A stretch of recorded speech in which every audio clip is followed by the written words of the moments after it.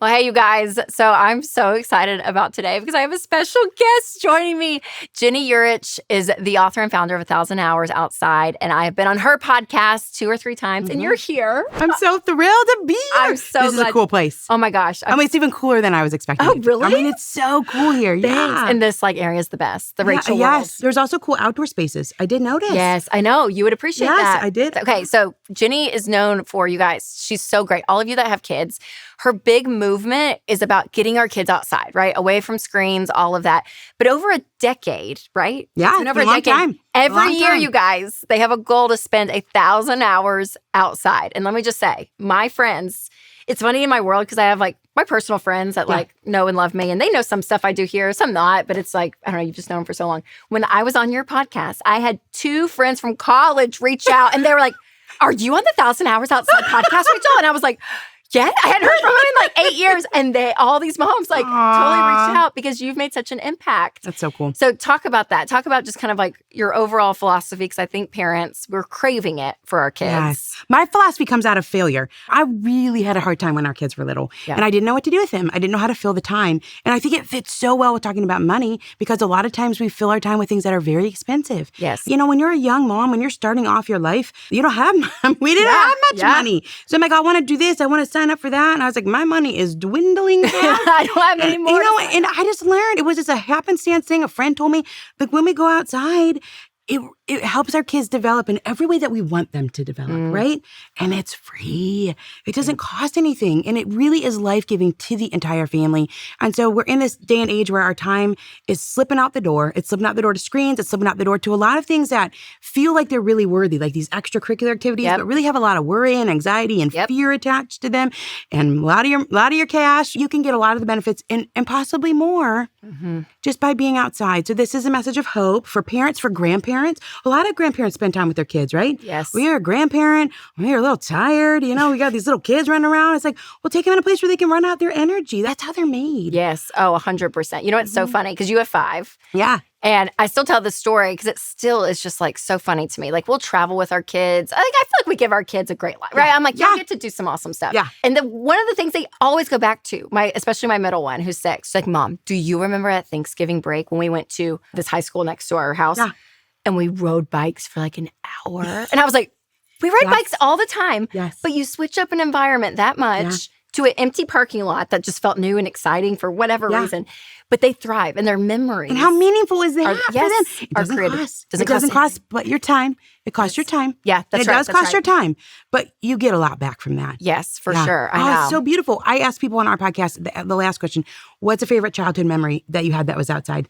And not one of them is Disney World. It's always like, I walked home from school and the dust kicked up. Like, what kind of memory is that? You know, it's like, or with my grandparents, and we made houses in the reeds. I mean, and it's precious, but it's very simple. Yes, so simple, which I think is so great, again, in the chaos and everything. But why do you think this dilemma between screens and kids, it is constant? And I guess my kids are getting at the age that it's even more and more and more a conversation. Sure. For you, like, what do you see? You're like, oh my gosh, what are the downsides if you're like, you just stick your kid in front of a screen all day, okay? And no shame. We all end up at some point, right? There's all of it. But like, talk to me about the contrast between that life versus kind of what you are promoting. Well, I think the downsides, a lot of people know, right? These kids are anxious. The kids are struggling. So that's a downside, right? I mean, that part I think a lot of people talk about.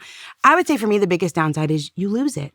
You get one chance. And I'm not like you're 18 summer. You know, it's not that. Yeah. But it really is, we get one opportunity to do this. We get a certain set amount of time. Our kids get one childhood that they live. And so what happens is, it's not that the screens are evil. It's just that they take the place, they can be evil. Actually, right. But they take the place of so much other life, like full life and experiences, and the bike ride, you know? And I thought, so when we first started spending a lot more time outside, it was just for my own mental health, for my sanity, right? Mothers, like, you know, you're drowning. Yep. These kids need stuff all the time. I just talked to someone who said, young kids, they don't know how to have inner speech. So everything they think, they say out loud.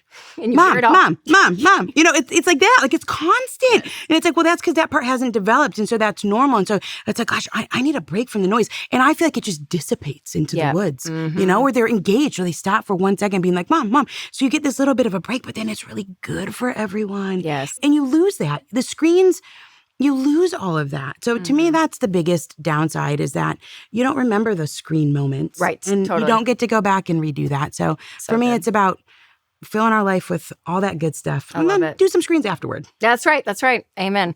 Okay, so you talk about, though, in order to get outside, you kind of have to get creative. Because I think some people think, like, I don't know what to do. Like we go out there and if they run around the backyard, what else is there to do, right? And so you have scenarios that are budget friendly. Yeah. Free even when it comes to getting our kids outside and being able to play. Yeah. You just got to know that it's good for them. So I feel like there's this misconception that what is good for kids is what the adults tell them. But what is good for kids is what comes from inside of them. There's a lot of books out there. There's a lot of research, and it's constantly coming out. Like it's talking about kids need to be able to have far looking. Oh, because it's the only time that their eyes relax. And when you're inside and when you're sleeping, the ring around your eyes, the ciliary ring, is always flexed. So you've got this flexed eye. And the only time it ever relaxes is when you have far distance looking, right? So I read stuff like that and I'm like, oh, it's a reminder. Like I have to go. I read something that says when you go outside in the morning and the sunlight goes right through your eyes to your brain and it releases serotonin. Yes. And you feel good. And then serotonin is a precursor for melatonin. So I'm like, here's what I want, Rachel. I would like to have happy kids in the morning and sleepy kids at night. And nature gives us that, right? That wild? So you start with this baseline of knowledge. And then I talk about the 3 Fs, right? Okay, so the 3 Fs, this is pretty easy. This is all you need. You know, it's like for so many things, we need a lot. Yeah. You go outside, you don't need a lot. Here's what you need. You need food. Right? Because kids are hungry and they're going to be bugging you for food. Have snacks. Bring your good snacks. If you have an 11-year-old that does not want to go, bring something that they really like. Like entice them out. Screens are so enticing. Yeah. My friend has a book called The Opt-Out Family. It's coming out and it's like how to give your kids what technology can't. Technology cannot give our kids good snacks. Yes, that's right. They can't. We can't deliver that. But we can give our kids good snacks. When you get together with a group of families and everyone brings their good snacks, then they all trade. Yes, you know? yes. And this is like where life is happening. So it's really easy. It's food, it's friends. And please, you have to have the friends. Yes. Your 14-year-old does not want to go outside over playing video games, but your 14 will go if there's a friend there. And when kids have multi-age experiences, this helps them develop. And it's beautiful for them. So food, friends, a first aid kit. Okay. A first aid kit. Because they're going to get hurt outside. Because they're going to fall. Yeah. And it's really good for them. Like bumps and bruises are what helps them learn how to be in their body. Yes. So this is good for them for the long term. So we start with a base of knowledge. I don't think that there's anything more healthy that you can do for your child as a whole being and also for your family. This is redeeming your family time than to go outside. You've got your food, you got your friends, you got your first aid kit, and you just have a long-term view of life. Yeah. You know, these are not really practical things. These are very like existential things. No, I mean, like some are practical and some are existential. No, but but that's it, is that we want to build these memories while they're little and then we always have them. Our kids talk about all the things that we've done and gone and had so much fun doing. So if you're starting off, you just kind of look right around your area. What places can we go to the school playground after school? Can we go find the zoo? Can we find the nature center? I just put in Google. You know, beach, playground. You're going to have so many options of things that you can do in your area. You can plop around. People do little playground hops. There's lots of ideas. And the kids will entertain themselves. Give them a little bit of time. They will. Well, and I think that independence that's created in them, when I see them just go off, and like we have like I call it a creek. It's sort of a creek. Yeah. If it rains, it's a creek. But like it is in the back corner of our yard. And you would think the kids, it's like the bridge to Terabithia or something. And they'll just be out there. And I'm like, who knew some like little part of our yard just becomes this like whole other oasis for How them. much do those sticks cost? And this, I know. Jesus. I was at a friend's house and they had a huge pile of sticks. It was like huge. Like the kids could climb up on it. And they were like, Mom, we want a pile of sticks. Where can I get that? I know. Like put it in their stocking. I mean, it doesn't cost anything. I know. And it's so good for them. And then they're not fighting over it. It takes away a lot of that rivalry in between siblings. I mean, this is where you're going to find the spot where you get to relax and your kids get to grow in very healthy ways. Yes. Okay, can we go practical for a second too? I'm just thinking as a mom, because this has happened even this past week in Nashville. Our weather's changed. Yeah. And we had some hot days. So I was out playing soccer with Charles. You know, we're just out, like, we're doing it. They're like sweaty, hot. I mean, it gets to a point that they're like, Mom, we want to go inside. We're so hot because it's like all humid and stuff.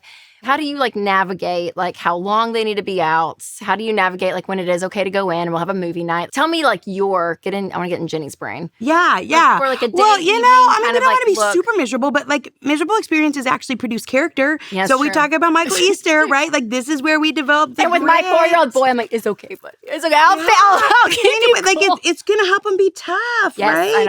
I know. Who's the guy that does the meat eater stuff? Stephen Ranella. I like this, and people get mad when I say it, but he said in his book, said, okay, my kids complain. Why do we have to do this hard thing or that hard thing? He says, this is good. I think this is really good. He says, so you can hang out with the cool people when you're older. And it's because you become like this ruddy, gritty person who like can go do the cool things and like, go do the hikes and go to the summit of the mountain and you can jump into the freezing cold water because you can do it. And then you have this like plethora of friends who either want to hear about it because they haven't done it, or they're going to go do it with you. So that's funny. I mean, I think like obviously there's times when you've got a newborn and you're not going to maybe you're not going to go out and it's frigid cold. You have to be careful for safety. And in the middle of a hot summer, you're going to go out in the morning. You're going to go out at night. But we've got to know. Like, how are our kids becoming these people that can push through a hard life with challenges? They don't find it at a desk in the air conditioning. No, they don't. No. You know, one of my favorite books is The Comfort Crisis by Michael Easter. And it was such a convicting book for me as an adult because I was that person, probably Sam to a degree, where I'm like, I like to be like 72 degrees in my bed. It's like my favorite place, like all of it. And it took me about 9 months to actually like form some of those new habits. But doing cold plunges now, I'm doing some of it. I want to say, like I'm not some in shape mother that's like super outdoorsy. Sometimes I fall and I scream, I'm like, but it doesn't matter. You can still go out there with your kids and find what it is that works for you. We went rappelling in Utah, Moab, Utah, the Moab Adventure Center. They have this thing you rappel. I'm like, this is going to be super easy. You just kind of like bounce down. Sure. I did not bounce down. No, I fell. And I was like laying. I'm like laying like horizontal. Everyone else went down vertical. And I was horizontal. And then I just started screaming because I can't release the thing. And I'm like, I'm dangling. I'm dangling in midair. The people who did the trip, they're like, we've never heard anyone scream this much. But I know my daughter will never forget that. And we did it. It's fun though. And you have the energy for it. And that's the thing sometimes. I'm like, I'm just so tired, Joe. I'm so tired. But it is. But it's to get out. Yeah. And even if it's a family walk, right? It refreshes you because you become alive. I mean, we've got kids that we're now sleeping through the night, and I thought I will feel so rested. Yeah, but you don't. I think what makes you feel good. Sorry to all the people to break it to you. You know why? Your teenagers want to talk to you till in the middle of the night. Sweet. I'm like, I want to. It's sweet, but I'm like, I am done. I'm not interested. Yeah, I know. Don't listen to this, kids. I am interested. I'm very, very, very interested, but kind of I'm not. So, and I want to go to sleep. So you are still tired, and you're kind of running around. You run ragged because you're a parent. And when you do things that make you come alive, and maybe that's not even outside. Like maybe it's because you like to do embroidery, you like to do stuff. Do you know that there is this woman, Dr. Kelly Lambert? She says when you do things with your hands, your brain releases dopamine. Really? Yeah, not swiping. No, but things, actually creating. Yeah, and doing creating. Things. So I'm so old. I've started to keep cross stitch in my purse. And look at you. Are you out? Are you cross just stitch. At appointments? And you're just a little bit. Just X's, just all the way through. Yeah, and I'll do one row stitch and I feel better. And I have to say that. Yeah. If I'm feeling like anxious or it does something for you. There's more part of your brain that goes to your hands than to your back and legs combined. Really? Isn't that interesting? Yes. See, this is the good thing about like technology and where we've gone as a society. One way we're like going down the hill of like no good, but then you get all this research and you actually start to learn more, which is so fascinating. And it reminds you like hold the book. Like I love your books, right? Yes. You're reading to your kids. Like hold that book in your hands and read to them. Actual books. Yes, and it's so good for you and it's so good for them and the weight of that. Like even that type of thing. Yeah. So the messages. Yes. Simple still works. Yes. And simple still prepares our kids for what sometimes it feels like there's no way. If this generative AI, it's like, how could this simple stuff prepare our kids? But it does and prepares them probably in a better way because it's allowing them to draw from their own inner resources. Totally. And it's all God-given. It's all created. It's how we're created, which is so beautiful. They're biologically designed to self-educate and to grow and to chase after their passions. I know Ken's he's got a whole book about like, what career and all of this. And it's in them. Yes. So it gives them time, all that time outside, all the time inside that's not facilitated and not filled in. So it gives them time to become who they're supposed to be. So good. And I love this episode. It's like right around the summertime because it is. It's just the encouragement. Summertime is like panic a little bit. Yes. Like I think you're excited for one day. Yeah. And then it's panic. And then it's like, oh my gosh, here we are. Yeah. And so what you want to do is if you're going to put in the effort to get your kids outside, stay longer. Yes. Because they fall into their play then. And you bring a book if you can, you bring a friend and you have a conversation. Yep. Yes. It's wonderful. Yes, it is so wonderful. Good. Oh, Ginny, you're doing such great stuff. Seriously, just all your encouragement to parents. You. And you're like that step ahead, at least to like the young moms. of like, you can do this, you guys, you can do this. And it really crosses, right? You got to be content. Yes. Like, I'm glad for what I have. Yes. Love your life, not theirs. Your life doesn't have to look like this and cost this much money and look like that person's thing. No, you love it because you know that when you go out and you do these simple things, it fills you. Yes. And it fills your kids. And you're wildly happy enough. Yeah. Because when it's you're continuing the rat race, the rat race never stops. And I love it. And I'm glad for where I am. Yes, I know. My new one. I'm in my creek. Some people call it a crick. Really? Have you heard that? I don't know. It's like in Kentucky, like a crick. A crick? So if anyone's listening and they don't know what a creek is, I'm helping that. There you go. It's also a crick. Look, you're translating for everyone, for America. Yeah, there we go. You're the best. You're the best.